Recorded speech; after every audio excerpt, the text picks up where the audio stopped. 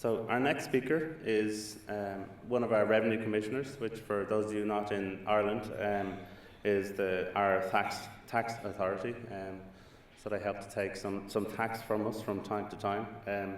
I do recall in my involvement with XBRL over the years, I have come in contact with many members of the revenue commissioners, people who work there, and in the first few years before cost cutting cut this practice out, I used to get a Christmas card from one of the people that I dealt with over there. It may not be known to the individual who sent it to me, but there was always an air of menace. It's kind of like the tax authority telling you that we know where you live. In Ireland, that's become even more prevalent recently with the property tax. They really do know where we all live, and they're looking to take tax off us as a result.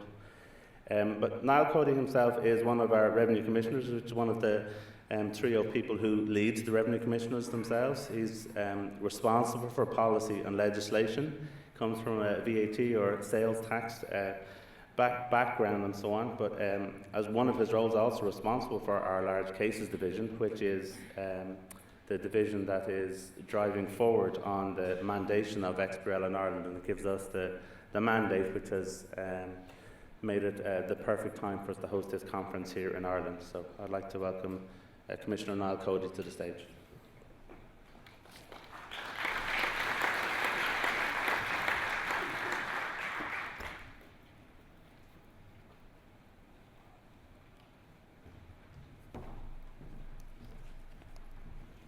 Good morning, everybody. We do know where Richard lives, and he hasn't filed yet. So before the week is out, maybe he might. I'm delighted to be here today to welcome you to this conference. It's very timely in that XBRL26 is here in Ireland, as it coincides, as Richard said, with our preparations to bring mandatory company taxation filing in XBRL from October this year. Revenue are a proud member, a founder member of XBRL Ireland over 10 years ago. Back then we could see the potential that this exciting technology had to offer a tax administration, and now after a decade of maturity in XBRL development, we are poised to realise that benefit. What I want to do this morning is to briefly outline our vision of how Revenue intends to leverage XBRL technology for strategic advantage. Before getting into the detail of that vision, given the 31 countries that are represented here, I think I'd like to put it into context by giving you a brief overview of my organisation, the Office of the Revenue Commissioners, or as we call it simply, Revenue. The history of Revenue goes back to the 1920s and the turbulent times following Irish independence. The Revenue Commissioners was set up in 1924, and in its first full year of operation, 1,768 staff collected almost £25 million. Since then, both the Irish economy and the Revenue organisation have grown significantly. There are currently over 5,700 staff across 100 offices countrywide, and last year our tax collection amounted to some 37 billion, making up approximately 93% of all exchequer receipts.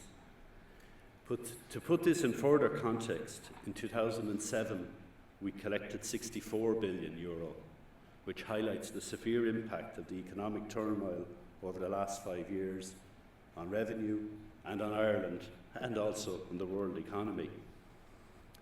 Our mandate has remained essentially the same since those early years, but of course the scope and complexity of the challenges we have faced would have been unrecognisable to those first taxmen and women. Today our business programmes are shaped and focused by a short, succinct mission statement: to serve the community by fairly and efficiently collecting taxes and duties and implementing customs control. This organisational objective is underpinned and is articulated through clear strategic goals. Specifically, we aim to maximise compliance with our tax code by making it easy for taxpayers to fulfil their obligations while providing a sharp and uncompromising response to those who do not wish to comply voluntarily. A key strategic enabler in maximising customer engagement with their tax obligations is to have return and payment systems that are responsive to the needs of taxpayers and other stakeholders, that are easy to use and that actively promote and encourage voluntary compliance. We are committed to providing quality customer service and to promoting electronic channels as the norm for doing business with us. At the same time, we also provide extensive support to both personal and business taxpayers to enable them to comply with their tax obligations. Crucial in the current economic climate, revenue constantly targets compliance costs, always seeking to remove unnecessary red tape and to provide timely and accurate information to our customers. In this context, I am pleased to note that again this year, Ireland was again ranked the easiest country in the EU in which to pay business taxes and the 6th easiest in the world, according to the annual PwC World Bank survey. Since 2008, we have reduced the administrative burden on business by 25% as measured using the standard cost model in line with government targets. Maximising the benefits of technology is central to this. While it is good to be recognised for a positive promotion of voluntary compliance, I would certainly worry if a tax administration was universally loved. The Irish here among us will know that we are in the middle of introducing a property tax, and I can rest assured that our fears of being too loved will not come to pass anytime soon. We balance our customer service activities with a rigorous programme of carefully targeted interventions focused on those cases where we identify a risk of non-compliance, whether through fraud, carelessness, or the aggressive use of tax planning schemes designed to avoid tax. This programme of interventions is guided by structured risk assessment, analytics and intelligence. So these are the business objectives, the necessary strategic points to guide and inform revenue business programmes and to form the basis of the standards by which we measure our own performance. Revenue and technology. We've always viewed information and communications technology as a critically important strategic lever. We have often been both an early adopter and a driver of technology development in Ireland. We were the second ever Irish organisation to have a computer installed 50 years ago.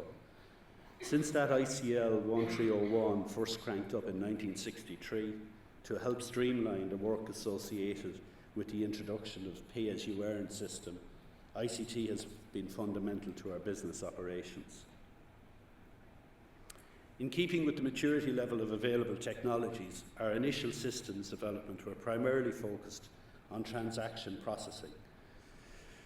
Systems were designed to deal on an individual tax basis with transaction volumes. However, by the 1990s, we began to recognise that whether our interaction was from a service perspective or a risk management one, that we are dealing with the same taxpayers across the 8 separate computer systems that supported our major tax areas. That realisation inspired our first technology revolution.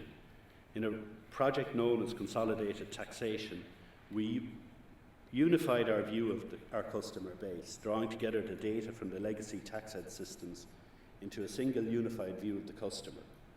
The unified data was stored in a data warehouse supporting multiple views of the customer through a range of applications.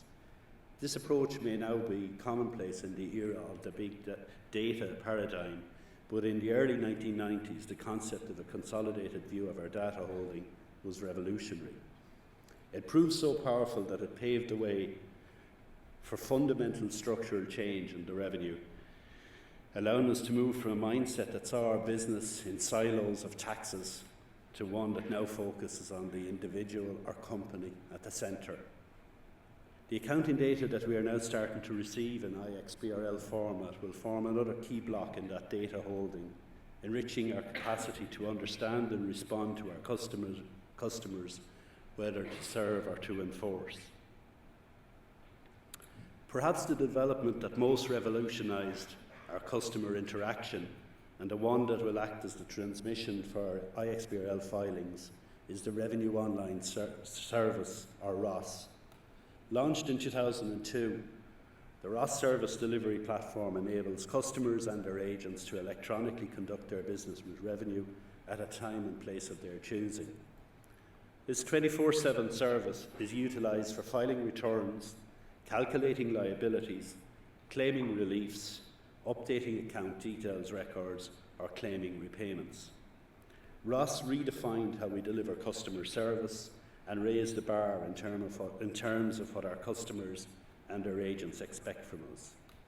Since its launch over a decade ago, Ross has become the channel of choice for customers and their agents to interact with us across the full range of taxes and duties. A few statistics will illustrate this. In 2012, 1.3 million electronic payments were made, totaling 36 billion. 136,000 corporation tax returns were filed through Ross, representing an over 98% electronic filing rate. There was a 35% increase in the electronic filing rate for value-added tax, or our sales tax, in 2012 over 2011. We repaid 550,000 repayments worth 3.5 billion electronically. So that sets us up for the next phase, and the next phase is XBRL.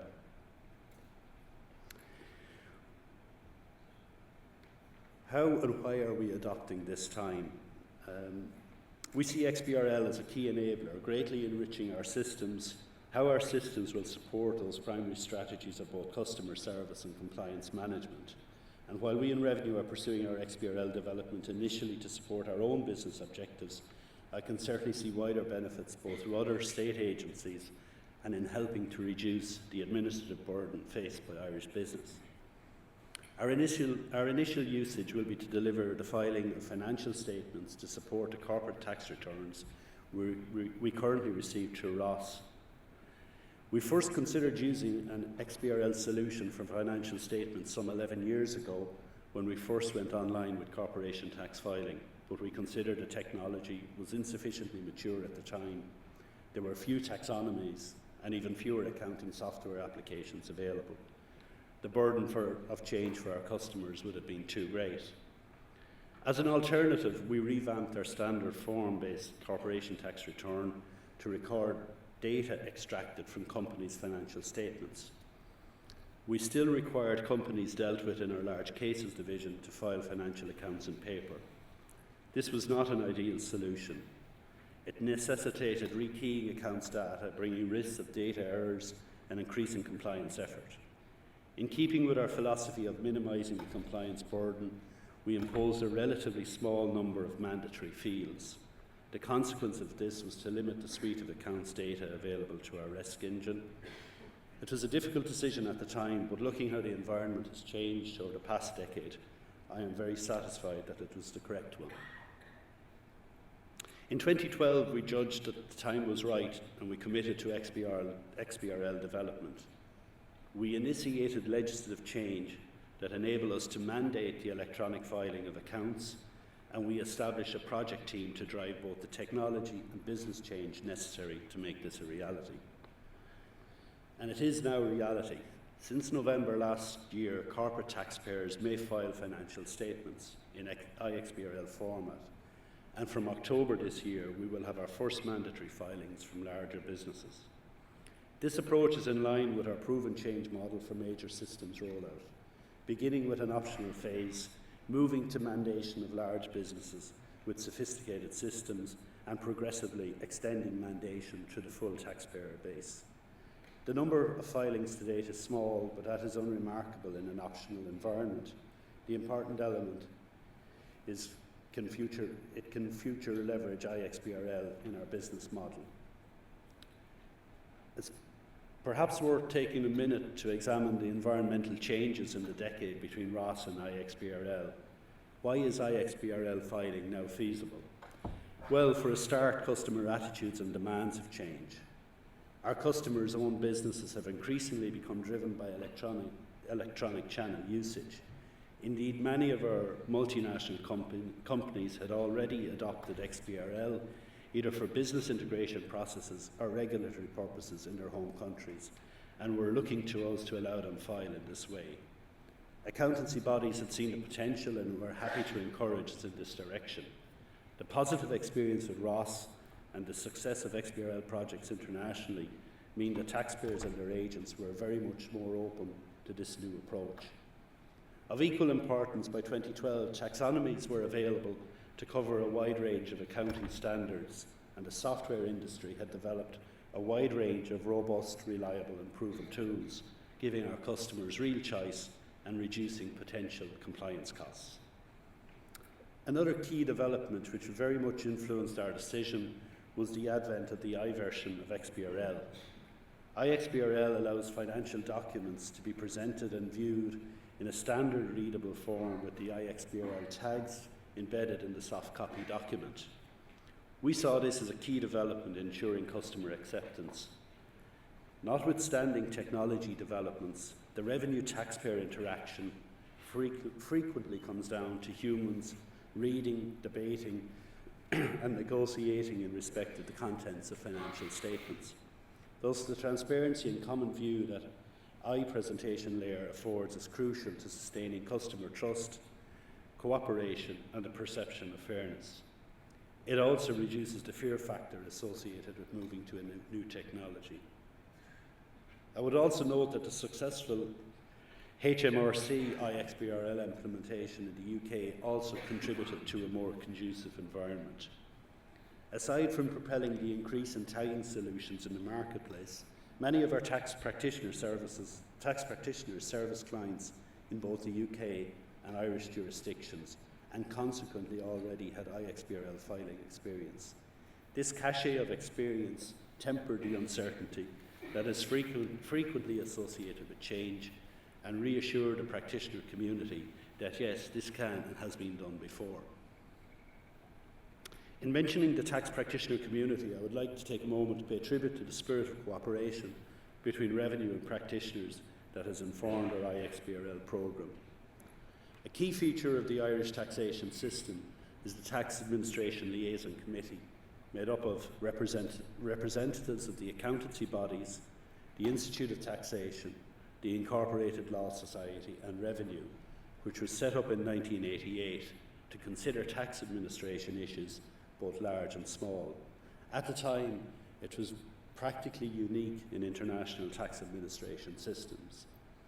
A subgroup of our regular Tax Liaison Committee, enhanced by participation of XBRL Ireland, has served as a valuable forum to allow industry and practitioners to contribute to the development of our iXBRL application and to address any emerging areas of concern. The contribution of this group has been invaluable in bringing the development into being.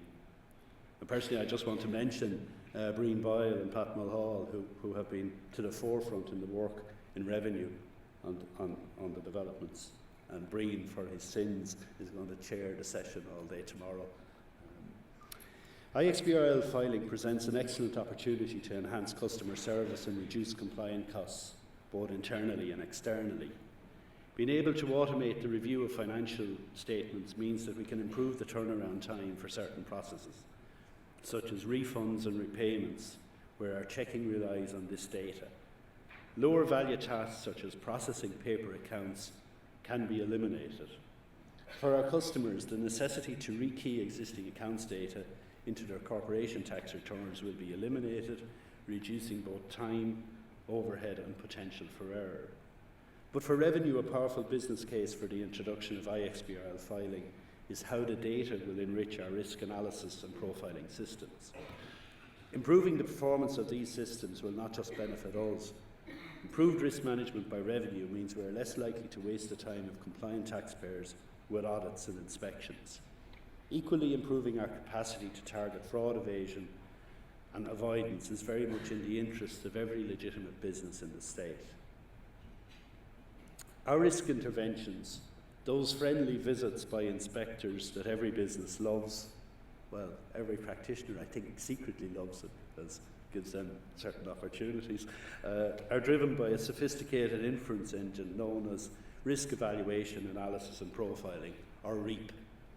REAP risk rates revenue's entire customer base across all the main taxes and duties.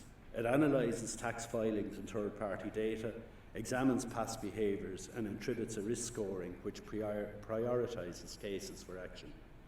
Getting full financial statements rather than limited extracts into this system will mean that we can correlate tax return information with accounts, from simple checks such as comparing accounting profit to return profit, to more sophisticated checks such as probing the correlation between assets and capital allowances. We can compare accounting data across industry sectors to identify unusual and potentially risky behaviours. In short, we will be able to take a significant step in the accuracy and effectiveness which we direct and target our intervention resources. Beyond those direct operational benefits, the introduction of XBRL filing will afford policy formulation opportunities. The availability of quality data across the entire corporate customer base will enhance Revenue's capacity to model, evaluate and shape future strategies and initiatives. The insight and intelligence will facilitate a better understanding of economic activity risk, allowing us to optimise our business programmes and resource deployment. Looking beyond Revenue's operational needs, this improved data holding will also enhance our ongoing contribution to the formulation of national economic policy. In summary, XBRL is an excellent strategic fit. It matches our resources and capabilities with the opportunities in our external environment. Looking beyond the benefits we in Revenue hope to leverage, there is of course the potential which derives from sharing and reuse of public sector data. In this regard, our Central Statistics Office are already exploring how the data we collate might be employed by them and what impact it may have, particularly in reducing their data collection burden on business. This is a first step. I'm very interested in the single business reporting model adopted in other jurisdictions, and I look forward to hearing the presentations in this area of the conference. In conclusion, we view XBRL as an important lever for strategic advantage, a critical cog for Revenue to gear up to meet current and future challenges. I, of course, phrase my references to the benefits of XBRL in the future tense. This is because in terms of tapping XBRL filing potential, we have just started. However, we know that the road we embark upon has already been travelled by many, and that these dividends are currently being harvested by those who began their journey earlier. Over the next few days, we look forward to hearing and learning from your stories. In conclusion, I'd like to wish you every success in the conference. I hope you enjoy your visit to Dublin, and if you get beyond Dublin, I hope you enjoy your visit to Ireland. Thank you very much.